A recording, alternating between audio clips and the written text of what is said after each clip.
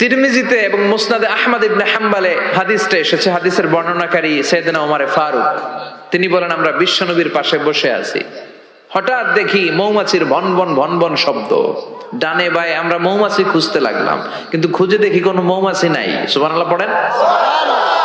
ওমরে ফারুক বলেন সাহাবাদের সাথে বিশ্বনবী একদিন বসা ছিলেন, আমরা হঠাৎ করে মৌমাছির আওয়াজ শুনতে পেলাম, ডানে বায়ে সামনে পেছনে খুঁজে দেখি কোথাও কোনো মৌমাছি নাই। আমার আর বুঝতে দেরি হলো না, তাহলে এটা মৌমাছি না, বিশ্বনবীর উপরে কোরআনের আয়াত নাজিল করছে কে? বিশ্বনবীর কাছে 7টা প্রক্রিয়ায় কোরআনের আয়াত নাজিল হতো। আমরা এই যে একটা কিতাবের ভেতরে কোরআন পেয়ে গেছি, কি সুন্দর 30 পারা। বিশ্বনবীর কাছে কি আল্লাহ তাআলা এইভাবে একটা কোরআন হাতে তুলে দিছিল? কথা কর। 23 বছরের লম্বা ডিউরেশনে, 23 বছরের লম্বা সময়ে নাজমান নাজমান ইয়ানি কালিলান কালিলান, অল্প অল্প করে হাসবা হাওয়াইজিল বাশার, মানব জাতির প্রয়োজন অনুসারে কোনদিন 1 আয়াত, কোনদিন 10 আয়াত, কোনদিন 5 আয়াত, এভাবে করে করে 23 বছরের লম্বা জিন্দেগিতে আল্লাহ পুরো কোরআনটা বিশ্বনবীর উপর নাজিল করেছে। বিশ্বনবীর কাছে এই যে কোরআন নাজিল হতো, এগুলোর অনেকগুলো প্রক্রিয়া আছে। সহিহ হাদিসে এসেছে অনেকগুলো প্রক্রিয়া পাওয়া যায়। 1 নাম্বার প্রক্রিয়া মিসলা সলসলাতিল জারাস, ঘন্টার ধ্বনির মতো বিশ্বনবীর কাছে কোরআন পাঠাতো কে? হাই স্কুলে বা প্রাইমারি স্কুলে ছুটির সময় দপ্তরি ঘন্টা বাজায় না? ঘন্টা বাজালে কি হয়? আওয়াজ হয়। বিশ্বনবী বলেন ঘন্টার ধ্বনির মতো বিকট আওয়াজে রব্বুল আলামিন আমার কাছে কোরআন পাঠাতো। এই পদ্ধতিতে বিশ্বনবীর কাছে যখন কোরআন আসতো, প্রচন্ড শীতের রাতে বিশ্বনবী ঘামতে ঘামতে হয়রান হয়ে যেতেন। সুবহানাল্লাহ, কি মজার কোরআন আমরা পাইছি, খুলি আর পড়ি। বিশ্বনবী এই কোরআনকে রিসিভ করতে কত কষ্ট করেছেন। শীতের রাতে, কনকনে শীতের রাতে এই কোরআনকে রিসিভ করতে যে উনি ঘেমে একাকার হয়ে যেতেন। এই হলো একটা প্রক্রিয়া, ঘন্টার মতো কোরআন আসতো। 2 নাম্বার প্রক্রিয়া মিন ওয়ারাইল হিজাব, পর্দার অন্তরাল থেকে আল্লাহ নিজেই কোরআন পাঠিয়ে দিতেন। বিশ্বনবী আল্লাহরে সরাসরি দেখে নাই। মেরাজের রাতে যখন আল্লাহর দিদারের জন্য গিয়েছিলেন, কথা শুনেছেন কিন্তু দেখে নাই। দুনিয়ার বুকে থেকে আল্লাহরে দেখা যাবে? জান্নাতে না ঢুকে আল্লাহরে দেখা যাবে নাকি? কথা বলেন। আল্লাহর সৌন্দর্য দেখার মতো কোয়ালিটি আমাদের আছে? আল্লাহর চেয়ে সুন্দর কেউ আছে? দুনিয়া সুন্দর, মানুষ সুন্দর, আসমান সুন্দর, জমিন সুন্দর, সুন্দরে সুন্দরে পাল্লা, জানি না কত সুন্দর তুমি আল্লাহ, জানি না কত সুন্দর তুমি আল্লাহ। সুবহানাল্লাহ পড়েন। মেরাজের রাতে আল্লাহর দেখেন নাই, পর্দার এপাশ থেকে আল্লাহ কথা বলে আর নবী শুনে, নবী কথা বলে আল্লাহ শুনে। সুবহানাল্লাহ। এই পর্দার ওই পাশ থেকে সরাসরি আল্লাহ ওহী করেছেন, বিশ্বনবী রিসিভ করেছেন। গেল 2 পদ্ধতি। 3 নাম্বার ফিল মানাম, স্বপ্নে বিশ্বনবীর কাছে ওহী পাঠিয়ে দেয়া হয়েছে, কিন্তু কোরআনের কোন আয়াত এই স্বপ্নের পদ্ধতিতে আসে নাই, সব জাগ্রত অবস্থায় এসেছে। সুবহানাল্লাহ পড়েন। এরপরে সাইয়েদনা জিব্রাইল মাঝে মাঝে নিজের সূরতে ওহী নিয়ে আসতেন। 2 বার বিশ্বনবী সাইয়েদনা জিব্রাইলকে নিজের সূরাতে দেখেছিলেন। 1 দেখেছিলেন হেরা গুহায়, 2 দেখেছিলেন সিদরাতুল মুনতাহায়। সাইয়েদনা জিব্রাইলের সূরাতে যখন সাইয়েদনা জিব্রাইল কোরআন নিয়ে আসতেন, তখনও বিশ্বনবী ভয় পেয়ে যেত। আল্লাহু আকবার। এরপরে আরেকটা পদ্ধতি হচ্ছে বিসূরাতিন নাস ইয়াতামাসসালু লাহু আল মালাকু রাজুলান। সাইয়েদনা জিব্রাইল ওনার নিজের সূরাতে আসতো না, মানুষের সূরাতে আসতো। বিশ্বনবী বলতেন এইভাবে কোরআন আসলে আমার রিসিভ করতে খুব আরাম লাগতো, কারণ মানুষ দেখা যাইতেছে, মানুষ কয় আর মানুষ শুনে, রিসিভ করতে বড় মজা। চিল্লায় কোন সুবহানাল্লাহ। এরপরে আরেকটা পদ্ধতি হচ্ছে মিসলা দাওয়িয়া সাউতিন নাহাল, মৌমাছির গুনগুন শব্দের মতো চারদিকে ভনভন ভনভন গুনগুন গুনগুন শব্দ শোনা যায়। আসলে গুনগুন না, কোরআন নাজিল করে কে? সাইয়েদনা ওমর ফারুক বললেন হঠাৎ আমরা ভনভন শব্দ দেখতে পেলাম, তাকিয়ে দেখি কোনো মৌমাছি নাই। হঠাৎ দেখলাম বিশ্বনবী আমাদের দিক থেকে চেহারাটা ঘুরিয়ে কাবার দিকে করলেন। হঠাৎ কিছুক্ষণ বিশ্বনবী একা একা মনোযোগী হয়ে কি যেন নিলেন, তারপরে আবার আমাদের দিকে মুচকি হেসে বললেন, ও সাহাবীরা শোনো, এইমাত্র কোরআনের 10টা আয়াত আল্লাহ আমার উপর নাজিল করেছে। আরে 10টা আয়াতের মধ্যে রব্বুল আলামিন মুমিনদের 7টা গুণাবলীর বর্ণনা দিয়েছে। কোন মুমিন যদি এই 7টা গুণ নিজের মধ্যে ধারণ করতে পারে, রব্বুল আলামিন ওই ব্যক্তিকে জান্নাতের মালিক বানায়া দিবে। আল্লাহু আকবার। কত নেয়ামত, কত অপরচুনিটি, কত প্রিভিলেজ আল্লাহ আমাদেরকে দিয়েছেন নিজেদেরকে সম্মানিত করার। ইযা সাআলতা ফাসআলিল্লাহ ওয়া ইযা ইসতাআনতা ফাসতাইন বিল্লাহ। কিছু চাইতে মনে চায় আল্লাহর কাছে চাও, সাহায্যের দরকার হয় আল্লাহর কাছে সাহায্য চাও। আমাদের এখন কিছু হইলেই, বিপদে পড়লেই আমরা সবার আগে ফেসবুকে শেয়ার দেই, ঠিক কিনা? বিপদ একটা হয়েছে, শেয়ার দেই কোথায়? ফেসবুকে না, আগে শেয়ার করবেন আল্লাহর কাছে। কার কাছে? কথা বলেন, শেয়ার করব কার কাছে? বন্ধুর কাছে শেয়ার করার আগে, স্ত্রীর কাছে শেয়ার করার আগে, কারো কাছে শেয়ার করার আগে শেয়ার করব যার কাছে তিনি কে। কারণ তিনিই পারেন আপনাকে বিপদ মুক্ত করতে। তিনি ছাড়া পৃথিবীর কোনো শক্তি আপনার কোনো উপকারও করতে পারে না, কোনো ক্ষতিও করতে পারে। এজন্য বিষ্ণু বলতেন ইদা সাআলতা ফাসআলিল্লাহ, যখন চাইতে মনে চায় আল্লাহর কাছে চাও। যখন সাহায্যের দরকার হয় আল্লাহর কাছে সাহায্য চাও। বিশ্বনবী নিজেও বিপদে পড়লে সাহায্য চাইতেন কার কাছে? আল্লাহর ওয়ালিরা বিপদে পড়লে সাহায্য চায় কার কাছে? তো আমরাও চাবো কার কাছে? এমনকি বিশ্বনবীর কাছেও সাহায্য চাওয়া যাবে না। বিশ্বনবীর মাকবারার সামনে আমরা মসজিদ নববীতে যখন সালাত পড়ে ওনার কবরের সামনে দাঁড়িয়ে যখন সালাম দেই, তখন বিশ্বনবীর কাছে কিছু চাওয়া যায় না। আল মাইয়িতু ফিল কবর কাল গরীকু ফিল বাহর। সাঁতার না জানা ব্যক্তি সাগরে পড়লে যেরকম অসহায়, মানুষ মরে গেলে এরকম অসহায়। সে আপনারে কিছু করতে পারে না। আপনি বরং তাকে দোয়া করে তার রুহে আপনি সওয়াব পৌঁছে দিয়ে আসবেন, তার জন্য ক্ষমা চাইবেন, ইস্তেগফার করবেন, কিন্তু তার কাছে কিছু চাওয়া যাবে? দয়াল বাবা আপনার দয়া করতে পারে না, দয়া করতে পারে কে? এজন্য জীবনের যে কোনো মুহূর্তে, যে কোনো পরিস্থিতিতে, সিচুয়েশনেই আমরা থাকি না কেন, আমরা সাহায্য চাইবে একজনের কাছে, চিল্লায় বলতে হবে তিনি কে। হাদিসে কুদসিতে আল্লাহ বলেন, লাউ আন্না আউওয়ালাকুম ওয়া আখিরাকুম ইনসাকুম ওয়া জিন্নাকুম, পৃথিবীর সব মানুষগুলো, সব জিনগুলো, সাইয়েদনা আদম থেকে শুরু করে up to the day of judgement, কিয়ামত পর্যন্ত যারা এসেছিল, যারা আছে, যারা আসবে, সবাই যদি একটা ময়দানে দাঁড়িয়ে যায় আর দাঁড়িয়ে যদি আল্লাহর কাছে চাইতে থাকে, আল্লাহ এটা দাও, গাড়ি দাও, বাড়ি দাও, নারী দাও, সম্মান দাও, একটার পর একটা যদি আল্লাহর কাছে চাইতে থাকে, আর আল্লাহ তাআলা যদি তাদের সব চাহিদা পূরণ করে দেয়, সবও যদি দিয়ে দেয়, আল্লাহ বলে আমার ভান্ডারের 1 ইঞ্চিও কমবে না। তো যার ধন ভান্ডার এত বিশাল, তাকে রেখে দিয়ে আমরা অন্য জায়গায় চাবো কেন? কথা বুঝতে পেরেছেন? এটার নাম হচ্ছে তাওহীদ। মানে আমাদের সবকিছু এক কেন্দ্রিক হবে। আমাদের চাওয়া পাওয়া, বাসনা, যন্ত্রণা, আকাঙ্ক্ষা সবকিছু আমরা কার কাছে বলবো? এটার নাম তাওহীদ। এটার নাম কি? তাওহীদেরই মুর্শিদ আমার মুহাম্মাদের নাম বলো, মুহাম্মাদের নাম। আল্লাহর নাম জপলে বুঝতে পারি আল্লাহরই কালাম বলো, মুহাম্মাদের নাম। ওই নামেরই রশি ধরে যাই আল্লাহর পথে, ওই নামেরই ভেলায় চড়ে ভাসি নূরের স্রোতে, ওই নামের বাতি জেলে দেখি আরশের মুকাম বলো, মুহাম্মাদের নাম। তাওহীদেরই মুর্শিদ আমার মুহাম্মাদের নাম বলো, মুহাম্মাদের নাম। চিল্লায় পড়েন আল্লাহু আকবার। তো এর নাম হচ্ছে তাওহীদ। তাওহীদ মানে হচ্ছে এক আল্লাহয় বিশ্বাসী হওয়া, ওয়াননেস অফ গড। আমাদের স্রষ্টা একজন। চিল্লায় বলতে হবে কয়জন?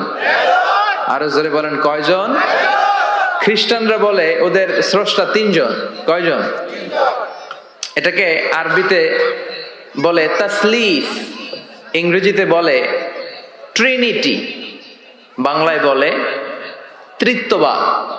খ্রিস্টানরা 3 খোদায় বিশ্বাসী, আর আমরা কয় খোদায় বিশ্বাসী? 1 খোদায়। খ্রিস্টানরা বলে আল্লাহ হচ্ছে একজন প্রভু, ঈসা আলাইহিস সালাম হচ্ছে দ্য সন অফ গড, আল্লাহর ছেলে। নাউজুবিল্লাহ পড়েন। আবার জিবরাইল আলাইহিস সালামকেও আরেক খোদা মানে, তারা ওনাকে বলে দ্য হোলি স্পিরিট। কিন্তু আমরা বলি কুল হু আল্লাহু আল্লাহুস লাম ইয়ালিদ ওয়া লাম ইয়াকুল লাহু কুফুয়ান আহাদ। আমরা বলি আল্লাহ এক, অদ্বিতীয়, তিনি অমুখাপেক্ষী। গোটা বিশ্বের সবাই বিপদে পড়লে চায় কার কাছে?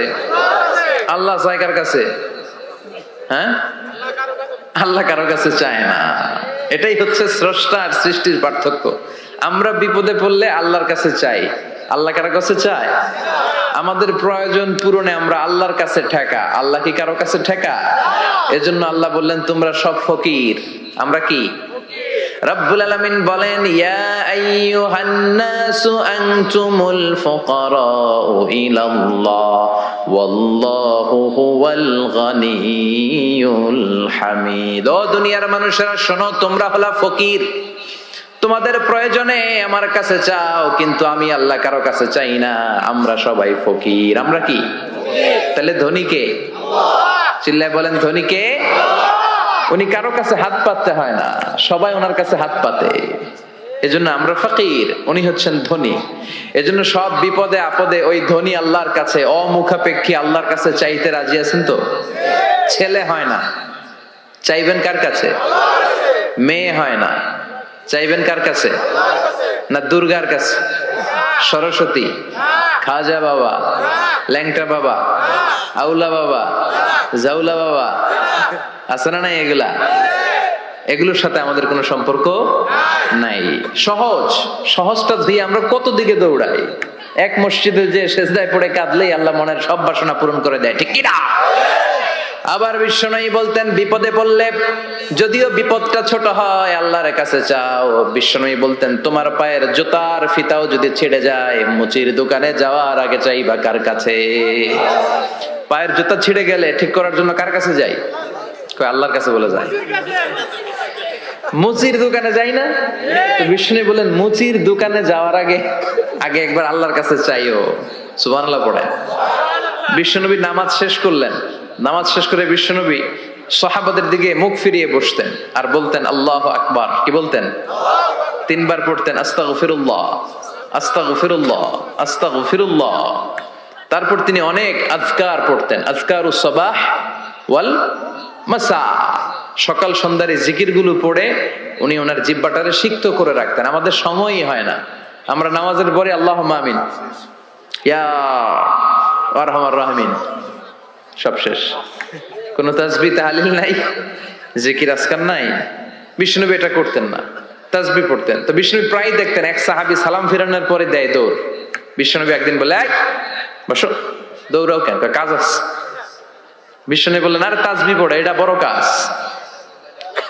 সাহাবী বলে ইয়া রাসূলুল্লাহ আমি আল্লাহর কাছে কি চাবো? আমার তো চাওয়ার কিছু নাই। বিষ্ণুনবী বললেন লবণ চাও, লবণ। নুন চাও, এটা নুন। লবণটাও আল্লাহর কাছে চাইতে বলেছে। সুবহানাল্লাহ পড়বেন না? এজন্য বিপদে আপদে কার কাছে যাব? ছেলে হয় না, কে দিবে? মেয়ে নাই, কে দিবে? ছেলে মেয়ে দুইটাই লাগবে, কে দিবে? আবার দেখেন কাউরে আল্লাহ ছেলেও দেয় না, মেয়েও দেয় না, আছে না নাই? তাহলে দেওয়ার মালিক কিন্তু একজন। চিৎকার করে বলতে হবে তিনি কে? শুধু মুমিনদের নামে সূরা দিলেন না, মুমিনদের নামে তো দিলেনই, আবার কাফিরদের নামেও দিলেন। সুবহানাল্লাহ। আবার মুমিন আর কাফেরের মাঝখানে আর একটা দল আছে, মুমিনও না কাফেরও না। মুমিনও না কাফেরও না, এদের ভিতরে এক, বাইরে আরেক, এদেরকে চিনা বড় দায়। এরা সব সময় দোদুল্যমান, এরা এদিকেও আছে ওদিকেও আছে। যেই দিকে বৃষ্টি ওই দিকে ছাতা ধরে। এই সরকার ক্ষমতায় আসলে এদেরকে তেল মারে, আবার ওই সরকার আসলে এগারো তেল মারে। এখন অবশ্য এত সুযোগ নাই, এখন আমগো সরকার একটা। কথা কন। আগে কখনো যাইতো এদিকে, আবার যাইতো এদিকে, এখন সব সময় একদিকে। আছে না নাই? আমরা চাই দুবেলা দুমুঠো ভাত, আমাদের সিকিউরিটি, আমাদের নিরাপত্তা, আমাদের ইসলাম। যে দেশে আল্লাহু আকবার ধ্বনির সাথে সূর্য ওঠে, আল্লাহু আকবার ধ্বনির সাথে সূর্য ডুবে, সে দেশে আর কিছু থাকবে না, থাকে ইসলাম থাকবেই। আমরা চাই আমার এই ইসলামের বিরুদ্ধে কেউ কথা না বলুক, আমার নবীর সম্মান নিয়ে কেউ ছিনিমিনি না খেলুক। আমরা চাই আমার এই কোরআনের ব্যাপারে কথা বলার স্পর্ধা যেন কারো কলিজায় না হয়। জোরে কোন ঠিক কিনা? সাধারণ জনগণ হিসেবে এতটুকু চাওয়া আমাদের থাকতে পারে না? আমাদের নেতা নেত্রীদের কাছে আমরা শুধু এটাই চাই। তো আল্লাহ বললেন গোলাম মুমিনদের নামে সূরা দিলাম সূরাতুল মুমিনুন, আবার কাফিরদের নামে সূরা দিলাম সূরাতুল কাফিরুন। আবার মাঝামাঝি একটা দল আছে, এরা মুমিন না, এরা কাফির না, এরা মুযাবযাবিন, এরা দুই নৌকায় পাড়া দিলে যে অবস্থা হয় তাদের অবস্থা ওই রকম। এরা এদিকেও আছে ওদিকেও আছে, নেহি এদার নেহি ওদার, দারমিয়ান মে সাদার বাদার, আছে না নাই? এদের উপরে ফিটফাট, ভিতরে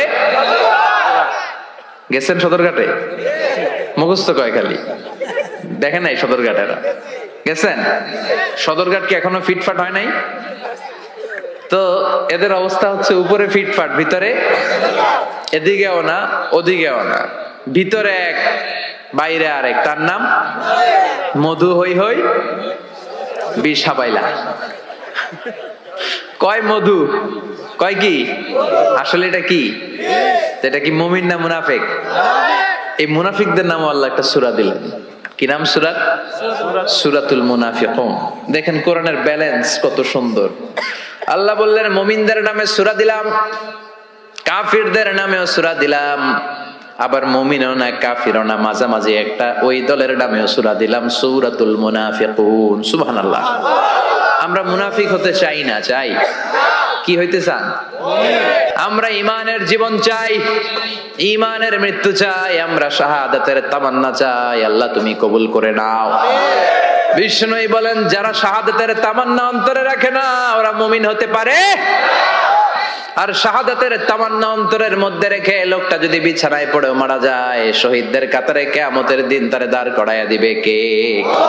আমাকে শহীদ করে ওই মিছিলে শামিল করে নিও, যে মিছিলের নেতা মীর হামজা, খোবায়েবে খাব্বাব, আল্লাহর কাছে যারা অতি প্রিয়, শামিল করে নিও আমাকে শহীদ করে ওই মিছিলে শামিল করে নিও। পড়েন আমিন, চিল্লায় পড়েন আমিন।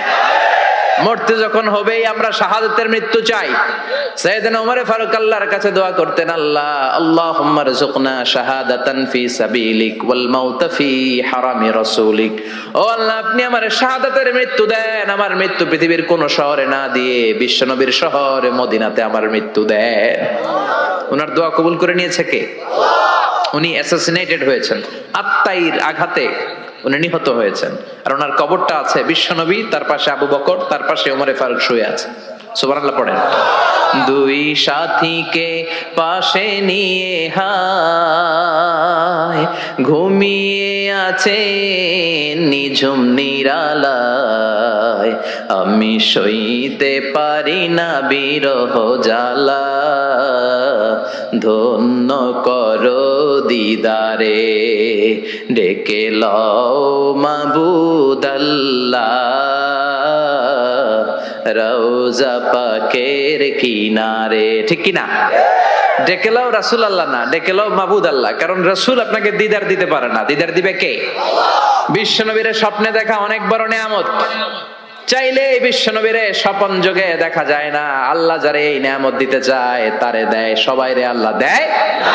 এজন্য এই নিয়ামতটাও বিশ্বনবীর কাছে যাওয়া যায় না, চাইতে হবে কার কাছে? আল্লাহ আপনারে দিদার দিবে কি দিবে না এটা আল্লাহর চয়েস। বিশ্বনবী এসে আপনারে দিদার দিতে পারে না, আল্লাহর হুকুম না হলে বিশ্বনবীও দিদার দেন না। চিৎকার করে বলেন ঠিক কি না? বিশ্বনবীর ইন্তেকালের পরে সাহাবারা মা আয়েশার কাছে যে বলে, ও আম্মা আমাদের নবী কেমন ছিল বলেন।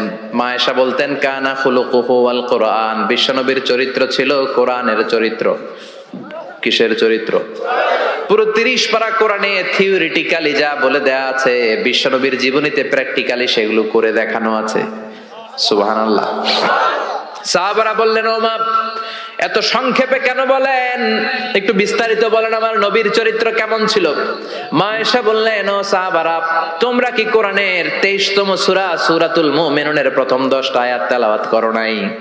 এই প্রথম 10টা আয়াতের ভিতরে যেই গুণের কথা আছে সবগুলো গুণ দিয়ে তোমাদের নবীর জীবন সাজানো ছিল। আল্লাহ বললেন قد أفلح المؤمنون الذين هم في صلاتهم خاشعون। قد أفلح المؤمنون দিয়ে আল্লাহ শুরু করেছেন। قد أفلح المؤمنون, successful Indeed are the believers. সফল কাম হলো তারা, ঈমান এনেছে যারা। কার কথা? সফল কারা? Who are the successful in life? যদি আপনারা কেউ প্রশ্ন করে সফল কারা, যদি আমাদেরকে জিজ্ঞেস করা হয় কারা সফল, সফলতার মানদণ্ড কি? এই পৃথিবীর বুকে সফল হওয়ার অনেক মানদণ্ড হতে পারে, পারে না? In terms of wealth and money, অর্থের মানদণ্ডে কারা সফল যদি জিজ্ঞেস করা হয়, কার নাম বলবেন? হ্যাঁ, বিল গেটস, তাই না? মাইক্রোসফট কোম্পানির মালিক, কত টাকার যে সে মালিক সে নিজেও জানে না। আর আর কে আছে এরকম সফল? ওয়ারেন বাফেট, অনেক বড় ধনী। আর কে আছে? স্টিভ জবস, অ্যাপল কোম্পানির মালিক, তাই না? প্রিন্স ওয়ালিদ বিন জালাল, একটা প্লেন আছে, নিজের জেট প্লেন, যে প্লেনটার 70% স্বর্ণ দিয়ে বানানো প্লেন, এটার 70% মেড অফ গোল্ড। তাহলে অর্থের মানদণ্ডে যদি বলি সফল কারা, এদের নাম আসবে। ক্ষমতার মানদণ্ডে সবচেয়ে বড় ক্ষমতাশীল। এরপরে আর কে আছে? Vladimir Putin, president of Russia. এরপরে নরেন্দ্র মোদি, চীনের, ওটার নাম কি? চীনের আগে ছিল হু জিনথাও, কি নাম? ওয়াং ফুয়াং সোয়াং জোয়াং খোয়াং, এগুলো বললে ওদের নাম হয়ে যায়। তোর নাম হচ্ছে হু জিনথাও। এখন আরেকটা কি যেন জি জিং, এরকম একজন আসছে। হ্যাঁ, জি জিং ক্ষমতার মানদণ্ডে অনেক ক্ষমতাশীল। অ্যাঞ্জেলা মার্কেল আছে, এটা এরা হচ্ছে ক্ষমতার মানদণ্ডে সফল। তাহলে অর্থের মানদণ্ডে একদল সফল, ক্ষমতার মানদণ্ডে আরেক দল সফল। এবার যদি বলি in terms of name and fame, ক্ষমতা নয়, অর্থ নয়, জনপ্রিয়তা বললেই চিনে। মেসি আছে না নাই? ওই সব চিনে, মুখস্থ। নাম কি? মাসিনা বেটা, মেসি। নেইমার আপনিও জানেন, সর্বনাশ, কিয়ামতের আলামত, হুজুরও জানে। কি নাম? নেইমার। আর কি আছে এরকম? রোনাল্ডো। আর কি আছে? এক নামে চিনে, গোটা বিশ্ব চিনে। বাংলাদেশের জনপ্রিয়তার বিচারে যদি বলি, এক নামে শেখ হাসিনা, সবাই চিনে। হ্যাঁ, খালেদা জিয়া এক নামে চিনে, মাশরাফি বিন মুর্তজা এক নামে চিনে। এখন আর একটা আছে হিরো আলম, আছে না নাই? In terms of name and fame, Allama Delwar Hossain Sayeedi এক নামে 17 কোটি বাংলাদেশের মানুষ চিনে। চিল্লায় বলো ঠিক কিনা? এটা হচ্ছে in terms of name and fame, খ্যাতি, যশ, জনপ্রিয়তা। তার মানে দুনিয়ার বুকে অর্থের মানদণ্ডে কিছু লোক সফল, আবার ক্ষমতার মানদণ্ডে কিছু লোক দুনিয়ার বুকে সফল, আবার জনপ্রিয়তার মানদণ্ডে কিছু নাম বললেই সবাই চিনে। অমিতাভ বচ্চন, শাহরুখ খান, আমির খান, সালমান খান, খয়ার খান, আছে না নাই? তো অর্থের মানদণ্ডে কেউ সেরা সফল, ক্ষমতার মানদণ্ডে কেউ সফল, জনপ্রিয়তার মানদণ্ডে সফল। আল্লাহ বলে আমার কাছে এগুলা মানদণ্ড না। আল্লাহ বলে ক্ষমতা আমার কাছে মানদণ্ড না সফল হওয়ার, অর্থ আমার কাছে সফলতার মানদণ্ড না, জনপ্রিয়তাও আমার কাছে সফলতার মানদণ্ড না। আমার কাছে সফলতার মানদণ্ড হলো ঈমান। আল্লাহর কাছে সফলতার মানদণ্ড কি? দুনিয়াতে আপনার টাকা আছে, ক্ষমতা আছে, আপনি বের হলে সামনে গাড়ি, পেছনে গাড়ি, সামনে পুলিশ, পেছনে পুলিশ, সামনে বডিগার্ড, পেছনে বডিগার্ড, কিন্তু আল্লাহর কাছে এই ক্ষমতার 4 আনা দাম নাও থাকতে পারে। চিল্লা এখন ঠিক কিনা? আল্লাহ বলেন ক্ষমতা আমার কাছে সফলতার মানদণ্ড না, অর্থ আমার কাছে সফলতার মানদণ্ড না, জনপ্রিয়তা আমার কাছে সফলতার মানদণ্ড না। আমি আল্লাহর কাছে সফলতার মানদণ্ড হলো ঈমান। আল্লাহর কাছে সফলতার মানদণ্ড কি? ঈমান যদি না থাকে তার কোনো দাম in the day of judgement আল্লাহর কাছে আছে? চিল্লায় বলেন আছে। সেজন্য আল্লাহ বললেন ক্বাদ আফলাহাল মুমিনুনাল্লাযীনা হুম ফি সালাতিহিম খাশিউন। এই দুনিয়া এবং আখিরাতে সফল হয়েছে তারা, আল্লাহর উপর ঈমান এনেছে যারা। ঠিক কি না? সফল হয়েছে কারা? ঈমান এনেছে যারা, চিল্লায় উত্তর দেন, সফল হয়েছে কারা? নাকি যাদের টাকা বেশি এরা সফল, ক্ষমতা বেশি এরা সফল, এক নামে সারা বিশ্ব চিনে সেলিব্রিটি এরা সফল? সফল হচ্ছে ঈমানদার। আমরা সেই ঈমানদার গোষ্ঠীর মানুষ, আমরা সেই ঈমানের পথের সৈনিক। চিল্লায় বলেন ঠিক কিনা? আল্লাহ বললেন قد أفلح المؤمنون الذين هم في صلاتهم خاشعون। আমার কাছে সফলতার মানদণ্ড হলো ঈমান। আমার কাছে সফল হলো তারা ঈমান এনেছে যারা। কিন্তু ঈমানটা আধা আধা মানলে হবে না, পুরাপুরি ঈমান থাকতে হবে। ঠিক কিনা? কেউ যদি বলে কোরআনের আধা মানি না, মুমিন না কাফের? কেউ যদি বলে আমি এই সূরা মানি ওই সূরা মানি না, মুমিন না কাফের? কেউ যদি বলে আমার যেটা ভাল লাগে, আমার দলের জন্য যেটা সুবিধা ওইটা মানি, আমার দলের জন্য যেটা ঝামেলা ওইটা মানি না, এরকম আছে না নাই? মিষ্টি খাওয়ার সুন্নত মানে, মায়ের খাওয়া যে সুন্নত মানে না, আছে না নাই? মিষ্টি মিষ্টি কথা মানে, ঝুঁকি নেওয়া যে সুন্নাত ওইটা মানে না, এরকম আছে না নাই? সুন্নাত নয় শুধু সুমধুর আলাপন, আর সুন্নাত হলো হুঙ্কার গর্জন। ঠিক কিনা? সুন্নাত শুধু নয় নির্জন ধ্যানে যাওয়া, আর সুন্নাত হলো পাথরের আঘাত খাওয়া। মোহাব্বতে তার সুদিনের সাথী তুমি, দুর্দিনেও তার পাশে থাকো কি? আরো কিছু সুন্নাত আছে তুমি জানো কি? জানলেও জীবনে কখনো তা মানো কি? সুন্নাতে নয় শুধু দাওয়াতের মেহমান, সুন্নাতে নয় শুধু খাওয়া শেষে মধুপান, আরো কিছু সুন্নাত আছে তুমি জানো কি? জানলেও জীবনে কখনো তা মানো কি? চিল্লায় বলেন ঠিক কিনা? তার মানে আল্লাহর কাছে সফলতার মানদণ্ড হলো ঈমান। কিন্তু সাধারণ ঈমান নয়, ঈমানটা হতে হবে পূর্ণাঙ্গ ঈমান। কিছু মানলাম না এমন করা যাবে না। মানলে পুরোটাই মানতে হবে। কার কথা? চিল্লায় বলেন কথাটা কার? আবার আল্লাহ বললেন ঈমান আনলে নির্ভেজাল ঈমান থাকতে হবে। ওই ঈমানের মধ্যে শিরক থাকলে হবে নাকি? কথা কম। আল্লাহ বললেন ওয়াল্লাযীনা আমানু ওয়া লাম ইয়ালবিসু ঈমানাহুম বিযুলমিন উলাইকা লাহুমুল আমনু ওয়া হুম মুহতাদুন। ঈমান আনার পরে ঈমানের সাথে যদি শিরকে তোমরা না মিলাও, তখন তোমাদের ঈমানটা নির্ভেজাল ঈমান হবে। তখন দুনিয়ার জীবনে তোমাদেরকে নিরাপত্তা দিবে কে? আবার হেদায়েত দিয়ে তোমাদেরকে ধন্য করবে কে? তার মানে ঈমান হতে হবে নির্ভেজাল। ঈমানের মধ্যে শিরক থাকলে হবে? কথা কন। আল্লাহ সব মাফ করে, শিরক মাফ করে না। আপনি কিয়ামতের দিন পাহাড় পরিমাণ গুনাহ নিয়ে আল্লাহর সামনে হাজির হয়েছেন, কিন্তু ওই গুনার মধ্যে শিরকের গুনাহ নাই। আল্লাহ বললেন তাহলে আমি পাহাড় পরিমাণ দয়া নিয়ে তোর কাছে হাজির হয়ে যাব। আবার আমরা যখন নামাজে দাঁড়াই, আল্লাহ বললেন ওযু করলি ভালো কথা, মসজিদে ঢুকলি ভালো কথা, নামাজের কাতারেও দাঁড়ালি ভালো কথা, কিন্তু আগে বল শিরকের সাথে সম্পর্ক আছে নাকি?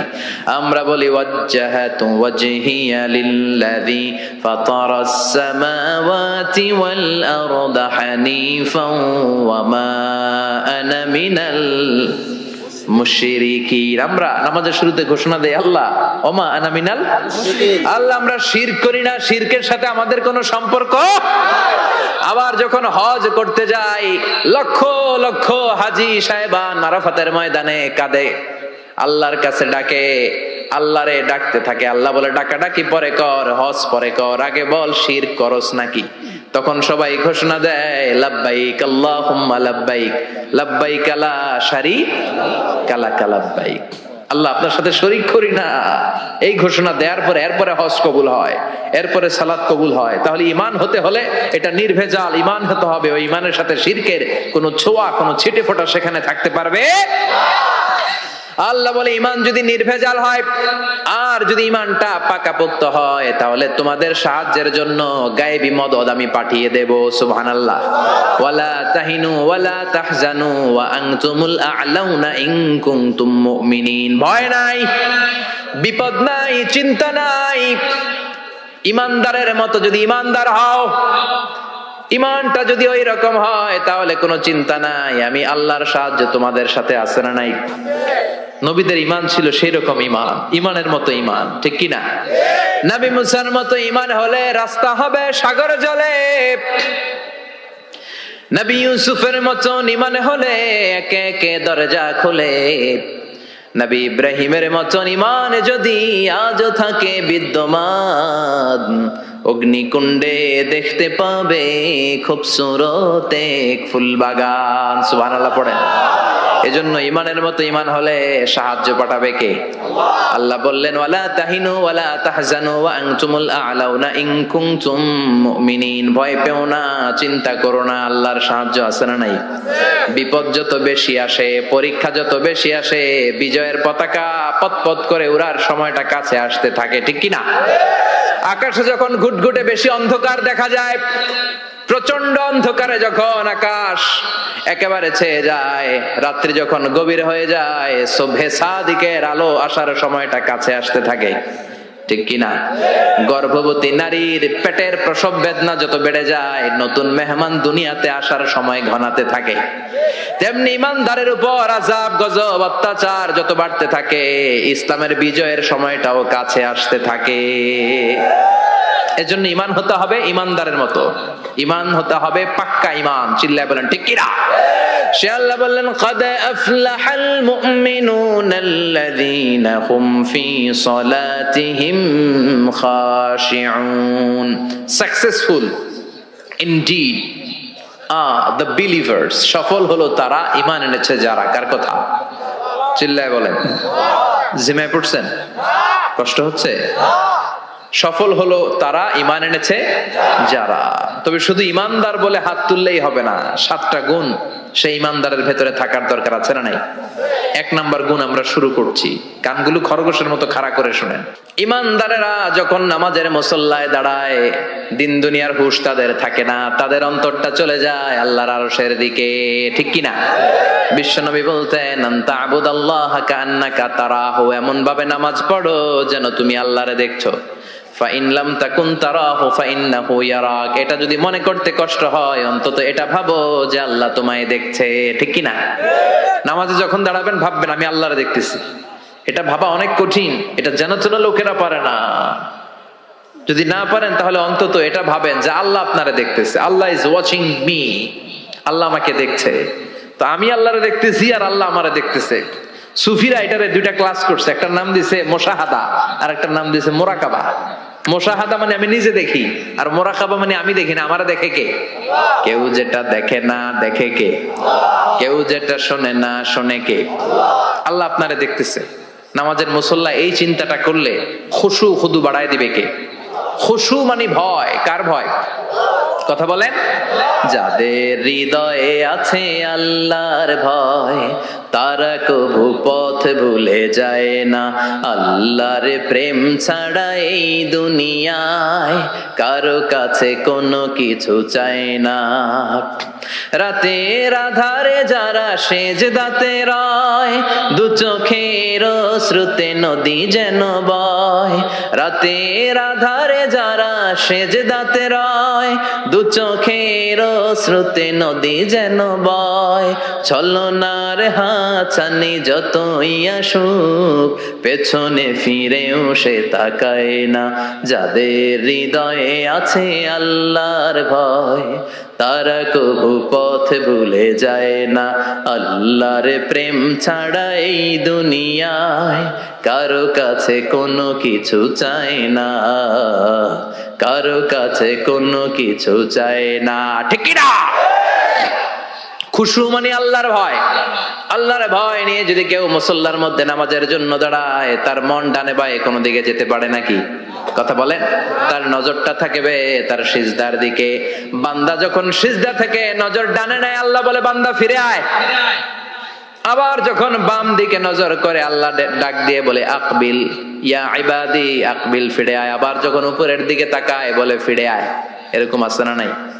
নামাজও পড়ে, এমনি নামাজও পড়ে, আবার এমনি চায়, নামাজও পড়ে আবার ঘড়ির দিকে চায়, আছে না নাই? না, আল্লাহ বলে আকবিল, বান্দা ফিরে আয়, ফিরে আয়, তাকাবি তো সেজদার দিকে। তিনবার নজর ডানে বায়ে যখন ঘোরানো হলো, তিনবারও যখন নজর ফিরায় না, আল্লাহ তখন ডেকে বলে লা হাজাতা লি লা সলাতিক, এই নামাজের কোনো দরকার আমার নাই। যে আল্লাহর জন্য ওযু করলেন, সময় দিলেন, এতক্ষণ ধরে নামাজ পড়লেন, ওই আল্লাহই যদি বলে তোর নামাজের দরকার নাই, তো কারে দিলেন নামাজ? এজন্য নামাজের মধ্যে তাড়াহুড়ো করা যাবে? খুশু খুদু, খুশু মানে আল্লাহর ভয়। নামাজে যখন দাঁড়াবেন শুধু নিজেরই মুসল্লি বানাবেন না, মনটারেও মুসল্লি বানাবেন। আমরা শুধু নিজেরা নামাজি হই, মনটারে নামাজি বানাই না। আমি ঠিকই আল্লাহু আকবার, মন চলে গেছে সৌদি আরব, মন চলে গেছে হিন্দি সিনেমার দিকে, মন চলে গেছে দোকানের দিকে, মন চলে গেছে ক্রিকেট খেলায়, আছে না নাই? উনি কিন্তু মুসল্লি, মসজিদে উনি কি মুসল্লি, উনি হাতে পায়ে একেবারে মুসল্লি, কিন্তু মনটারে মুসল্লি বানায় নাই। এজন্য মনটারেও নামাজি বানাতে হবে। আমরা বলি মনটারে কাজ দেন, মনটারে কখনো অলস বসে থাকতে দেয়া যায় না। আপনিও মুসল্লি হবেন, মনটারেও মুসল্লি বানাতে হবে, তা না হলে মন ডানে বায়ে ঘুরবে। মনের আরবি হচ্ছে কলব।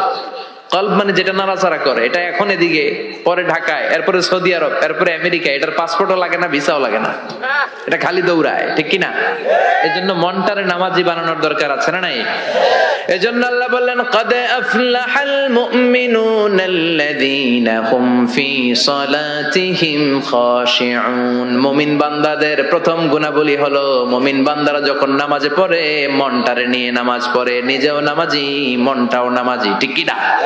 আমাদের অনেকের নামাজে মন বসে না। আমাদের অনেকে বলে হুজুর নামাজে দাঁড়ালে মন সাথে থাকে না, নামাজে শুধু ভুল হয়, সূরা যে কয়বার পড়ে নিজেও জানি না। এরকম আছে না নাই? এদিকে ওদিকে চলে যায়। এখন মনটারে কিভাবে আপনি এক জায়গায় আনবেন, কনসেন্ট্রেট করবেন কিভাবে? বিশ্বনবী একবার মসজিদে ঢুকে দেখলেন এক সাহাবী নামাজ পড়তেছে, আল্লাহু আকবার, নামাজের মধ্যে এরকম করতেছে। এরকম করে না অনেকে? নামাজের পরে দাড়িও টানে, দাড়িও চুলকে, আছে না নাই? নামাজ পড়ে জামাও সোজা করে, নামাজ পড়ে দাড়িও টানে। বিশ্বনবী বললেন লাউ খাশাআত কলবুহু লা খাশাআত জাওয়ারিহুহু, এর অন্তরে যদি আল্লাহর ভয় থাকতো তাহলে এর অঙ্গ প্রত্যঙ্গের মধ্যেও এই ভয়ের ইম্প্যাক্ট পড়তো। এই সাহাবীর অন্তরে আল্লাহর ভয় নাই, খুশু নাই, এজন্য হাতে পায়ের মধ্যেও খুশু নাই, হাত একবার এদিকে নড়ে আরেকবার ওদিকে নড়ে। আমাদের এরকম সমস্যা আছে না নাই? বিশ্বনবী বললেন তোমাদের যদি খুশু খুদু নামাজের মধ্যে বাড়াতে মনে চায়, নামাজের মুসল্লায় দাঁড়িয়ে হৃদয়টারে যদি আল্লাহর আরশে পাঠিয়ে দিতে মনে চায়, তাহলে নামাজের মুসল্লায় যখন দাঁড়াবা মনে করবা এটাই হতে পারে জীবনের শেষ নামাজ। 5টা টিপস দিব আপনাদের মনোযোগ বাড়ানোর জন্য। 5টা। কয়টা? নামাজে মনোযোগায়ন কিভাবে করবেন 5টা টিপস খেয়াল করে রাখেন, কিভাবে নামাজের মনোযোগ বৃদ্ধি করবেন। টিপস নাম্বার 1, সল্লু সলাতান মুআদ্দিয়া, বিদায়ী নামাজ পড়বেন। মনে করবেন হতে পারে আজকে এই নামাজটাই আমার জীবনের শেষ নামাজ। এখন বাজে 10:30, আপনাকে বলা হলো আজ রাত 1টার দিকে আপনার জীবনের হায়াত ফুরিয়ে যাবে। চলে যাওয়া লাগবে না? আমাদের থাকতে পারবো আমরা? চলে যাওয়া লাগবে। রাত 1টায় মালাকুল মউত চলে এসে রূহ কবজ করে নিয়ে যাবে। আর 1.5 ঘন্টা আপনার হাতে সময়। এই 1.5 ঘন্টায় আপনি নামাজ রোজা যা পারেন করে নেন। আপনার হুঁশ থাকবে? কথা কম। 1.5 ঘন্টা পরে আপনার মরণ। আপনি তাড়াতাড়ি করে ওযু করে আসবেন, যায় নামাজে দাঁড়াবেন, মনে মনে ভাববেন আজকে জনমের মতো মাফ চামু আল্লাহর কাছে, আকাম কুকাম যা করছি সব কাইন্দা একেবারে মাফ করায় ফেলাম আল্লাহর কাছে, ঠিক কিনা? সেদিন আপনি ওযু করবেন চমৎকার ভাবে পাঞ্জাবিটা পরে, আতর মেখে, টুপিটা পরে মুসল্লার মধ্যে দাঁড়িয়ে আল্লাহু আকবার বলে নামাজ শুরু করবেন। ওই দিনের নামাজে আপনার কোনো তাড়াহুড়ো নাই। আছে? আজীবন তাড়াহুড়ো করছেন, কিন্তু ওই দিন আপনার তাড়াহুড়ো নাই। ওই দিনের রুকুটা আপনার জীবনের শ্রেষ্ঠতম রুকু হয়ে যাবে। ওই দিনের সেজদাটা আপনার জীবনের শ্রেষ্ঠতম সেজদা হয়ে যাবে। ওই দিন আপনি সেজদায় পড়ে চোখের পানি দিয়ে জায়নামাজ ভিজিয়ে দিবেন না? কথা বলেন, দিবেন না? এর কারণ আপনি জেনে গেছেন এটাই আপনার জীবনের শেষ নামাজ। ঠিক কিনা? তো এই যে প্রত্যেক নামাজের সময় মসজিদে যে আল্লাহু আকবার বলে যে দাঁড়াই, এই নামাজের পরে আবার কোন নামাজের চান্স আমি জীবনে পাবো কিনা কোনো গ্যারান্টি আছে? চিল্লায় বলতে হবে, গ্যারান্টি আছে? আরো 30 মিনিট আমরা সবাই বেঁচে থাকবো, গ্যারান্টি? আরো 10 মিনিট বাঁচবো, গ্যারান্টি? শ্বাস যেটা ভিতরে নিলাম ফেলতে পারবো, কোনো গ্যারান্টি আছে? তাহলে প্রতিটা নামাজের সময় আমরা এই কথাটা ভাবি না কেন যে হতে পারে এই নামাজটাই আমার জীবনের শেষ নামাজ, হতে পারে আজকের এই সেজদাটা আমার জীবনের শেষ সেজদা। চিল্লায় বলেন ঠিক কিনা? বিশ্বনবী শিখায় দিলেন মনোযোগায়নের প্রথম পদ্ধতি। নামাজে মনোযোগ থাকে না, মনোযোগ যদি বাড়াতে চাও ভাবো এটাই হতে পারে জীবনের শেষ নামাজ। সল্লু সালাতান মুআদ্দে, পারফর্ম দ্য সালাহ as if this is your last and final prayer. এমন ভাবে নামাজ পড়ো মনে করো এটাই হতে পারে জীবনের শেষ নামাজ। আজকে থেকে প্রত্যেকবার আল্লাহু আকবার বলার সময় এটা ভাবতে পারবো না আমরা যে হতে পারে এই নামাজটা আমার শেষ নামাজ? এই চিন্তাটা মাথার মধ্যে রাখার দরকার আছে না নাই? সাইয়েদনা আলী রাদিয়াল্লাহু তাআলা আনহু উনি যখন নামাজে দাঁড়াতেন দিন দুনিয়ার হুঁশ থাকতো না। উনার পায়ের মধ্যে জিহাদের ময়দানে তীর ঢুকেছে, তীর বের করতে গেলেই চিৎকার মারে, কাউরে তীর ধরতে দেয় না। বিশ্বনবী বললেন বেলাল আকিমিস সালাহ, নামাজের একামত দাও। নামাজ শুরু করার আগে এক সাহাবীরে বললেন নামাজের মাঝখান দিয়ে যে তুমি আলীর পা থেকে টেনে তীর বের করবে, কারণ আমি জানি আমার মেয়ের জামাই আলী যখন নামাজের যায় নামাজে দাঁড়ায় দিন দুনিয়ার কোনো হুঁশ আলীর আর থাকে না। একামত হলো আল্লাহু আকবার, আল্লাহু আকবার। বিশ্বনবী নামাজ শুরু করলেন, রুকু দিলেন, সিজদা দিলেন। দ্বিতীয় রাকাতের জন্য যখন দাঁড়ালেন বিশ্বনবীর কথা মতো এই সাহাবী যে কাতারের মাঝখানে সাইয়েদনা আলীর পা থেকে গায়ে যত জোর ছিল টান মেরে তীর বের করেছে, ফিনকে দিয়ে রক্ত বের হয়েছে। সাইয়েদনা আলী মুহূর্তের জন্য টের পায় নাই। নামাজ শেষ, সালাম ফিরালেন, তাকিয়ে দেখে পায়ে তীর নাই, চারদিকে শুধু রক্তের বন্যা।